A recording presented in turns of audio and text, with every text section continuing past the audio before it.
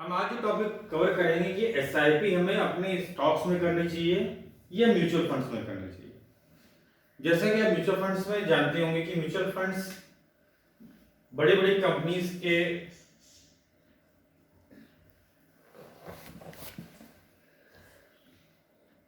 जो fund managers होते हैं वो मैनेज करते हैं इक्विटी यानी कि शेयर मार्केट से,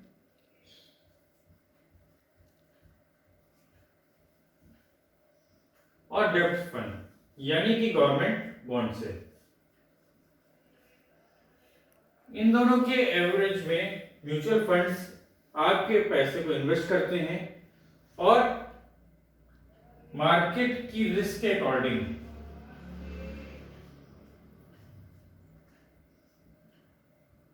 आपको रिटर्न प्रोवाइड करते हैं।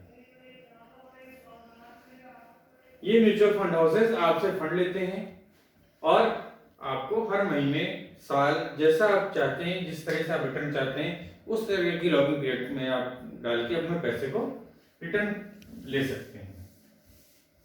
ये शेयर मार्केट, इस म्यूचुअल फंड्स में भी उतना ही रिस्क है जितना हम किसी स्टॉक को बाय करके सेल करते हैं। तो अब हमारा कंफ्यूजन स्टार्ट होता है कि हम किसी स्टॉक में एसआईपी करें या सीधे म्यूचुअल फंड में करें। यदि हम अपने शेयर मार्केट को नहीं सीखेंगे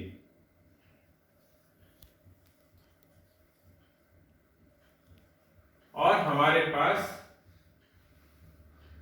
इतना टाइम नहीं है कि हम इस शेयर मार्केट को सीख पाएं, अपने इन्वेस्टमेंट को प्रॉपर मॉनिटर कर पाएं, तो हम अपना इन्वेस्टमेंट किसी एक फंड हाउस को, म्यूचुअल फंड हाउस को दे देंगे और वो उस हमारे फंड को मैनेज करेगा।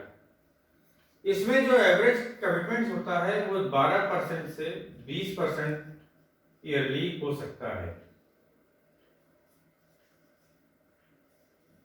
लेकिन बहुत से फंड्स हैं जिनकी ग्रोथ इस समय 4 से 6% भी है। बहुत से फंड्स हैं जो इस समय निगेटिव भी हैं।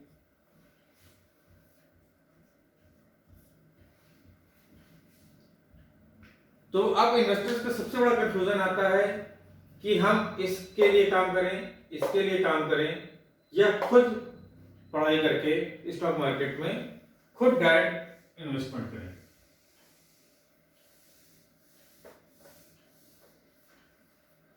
अभी जैसे इसके पिछले वीडियो में हमने आपको बताया कि 3 से 10% तक का एक दिन में रिटर्न आता है।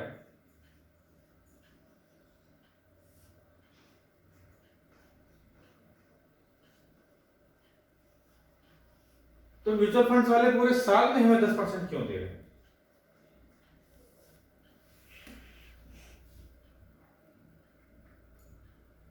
म्यूचुअल फंड्स में और हमारे इन्वेस्टमेंट में एक अंतर होता है। हमारे इन्वेस्टमेंट में कोई गाइडलाइन नहीं होती है, हम किसी भी स्टॉक को बाय कर सकते हैं और कभी भी सेल कर सकते हैं। जबकि म्यूचुअल फंड्स हाउस अगर किसी स्टॉक को बाय करते हैं तो एक पर्टिकुलर वैल्यू होती है, उतने वैल्यू के ही स्टॉक्स बाय हो सकते हैं, और एक पर्टिकुलर स्टेक होता है, इससे ज्यादा किसी भी स्टॉक में वो अपना वॉल्यूम नहीं रख सकते हैं। यानी कि उनके पास एक लिमिटेशंस है। बड़ी कंपनीज और अच्छी कंपनीज में उनके स्टेक लिमिटेड होते हैं, लेकिन पैसा क्या होता है उनके पास? अनलिमिटेड होता है। तो पैसा अनलिमिटेड होने के कारण वो हम उन स्टॉक्स में भी लगाते हैं जिनको हम लोग पेनी स्टॉक्स कहते हैं।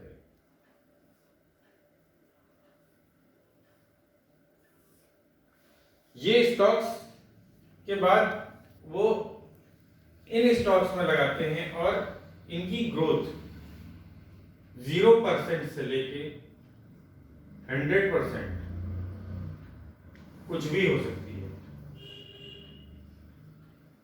ये स्टॉक्स वैनिश भी हो सकते हैं, यानी कि आपका ये पैसा लगाया और ये इस स्टॉक ने डीलिस्ट करा लिया अपने को और ये पैसा आपका खत्म हो गया। वहीं जब आप ये अपने खुद के स्टॉक्स को सिलेक्ट करके उसमें एसआईपी करते हैं, तो चूंकि आप एक स्मॉल फंड से वो काम करते हैं, तो आप अच्छे शेयर्स में रेगुलर एसआईपी कर सकते हैं। अच्छे शेयर्स का मतलब सिर्फ लार्ज कैप नहीं होता। अच्छे शेयर्स का मतलब वो जिनमें पोटेंशियल हो और इसके पहले वीडियो में जैसे मैं बता चुका हूं स्टॉक सिलेक्शन कैसे करना, उस बेसिस पे हमारा स्टॉक सेलेक्ट किया हो। अगर स्टॉक सिलेक्शन हमारा सही है तो हम म्यूचुअल फंड से ज्यादा रिटर्न अपने स्टॉक्स में ले पाएंगे।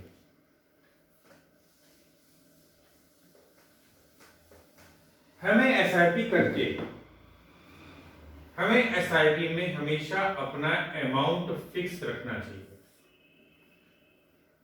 अगर हम 1000 रुपए की एसआईपी कर रहे हैं और वो एसआईपी 3 स्टॉक्स में जा रही है, तो हमारी एसआईपी उन 1000 की उन्हीं 3 स्टॉक्स में हमेशा जानी चाहिए। जब हम नई एसआईपी स्टार्ट करेंगे तो स्टॉक्स नए 3 होने चाहिए। सेम कंडीशन है अगर हम इसी म्यूचुअल फंड में लगाते हैं तो एक ही म्यूचुअल फंड में हमें एक बार में एक ही एसआईपी करनी चाहिए, जबकि दोबारा हम कोई इसका एसआईपी कर रहे हैं तो उसका म्यूचुअल फंड बदल देना चाहिए। मैं यहां पर प्रिफर करूंगा, यदि आप हमारे कोर्स से सीखते हैं और स्टॉक सिलेक्शन प्रोसेस पे सही तरीके से जाते हैं, तो अपनी एसआईपी स्टॉक्स पे करें, ना कि म्यूचुअल फंड्स। लेकिन अगर आप नहीं सीख पा रहे हैं, समय नहीं दे पा रहे हैं, तो आप म्यूचुअल फंड्स में भी एसआईपी कर सकते हैं। दोनों जगह का सिर्फ एक मकसद है कि आपको रेगुलर मॉनिटरिंग करनी पड़ेगी।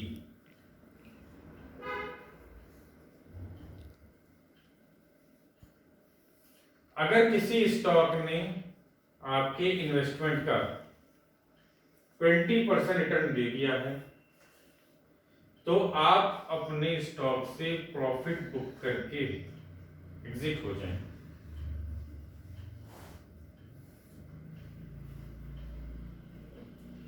सेम यदि म्यूचुअल फंड में आपका 20% का प्रॉफिट आ रहा है, तो एक बार अपना प्रॉफिट बुक करके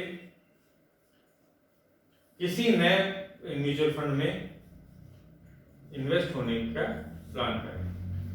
अगर ये आप हर 3 महीने पे करते हैं